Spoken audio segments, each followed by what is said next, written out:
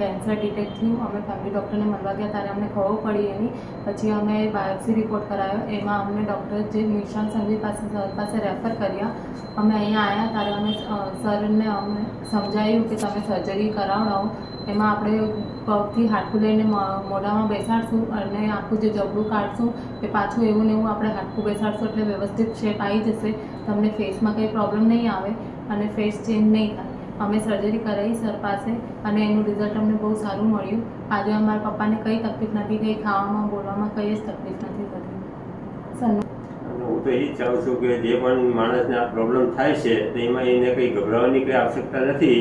આનો બહુ સારો રિસ્પોન્સ છે. મેં આ બધું કરાવડાવ્યું એના માટે મને કંઈ પણ પ્રોબ્લેમ નથી અને એનો સરનો બહુ સારો રિસ્પોન્સ છે. અને હું તો એ જ ચાહું છું કે કદાચ ગમે એ માણસને આ પ્રોબ્લેમ થતી હોય તો એમાં એને કંઈ ડરવાની આવશ્યકતા નથી.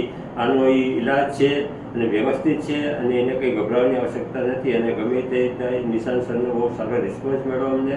અને એમનો અભિપ્રાયથી જે પણ સમય અમને કહેતા હતા, અમે ચેકઅપ કરાવવા આવતા હતા એમની જોડે અને 6 મહિનાનો કહેતા 6 મહિનાના વર્ષની અત્યારે મને એક વર્ષની અંદર મને સાહેબ બોલાવે છે તો હું દર વર્ષે એમની સાથે એનું ચેકઅપ કરાવું છું અને એમનો બહુ સરસ પોઝિટિવ એમનો રિસ્પોન્સ અમને મળી રહ્યો છે.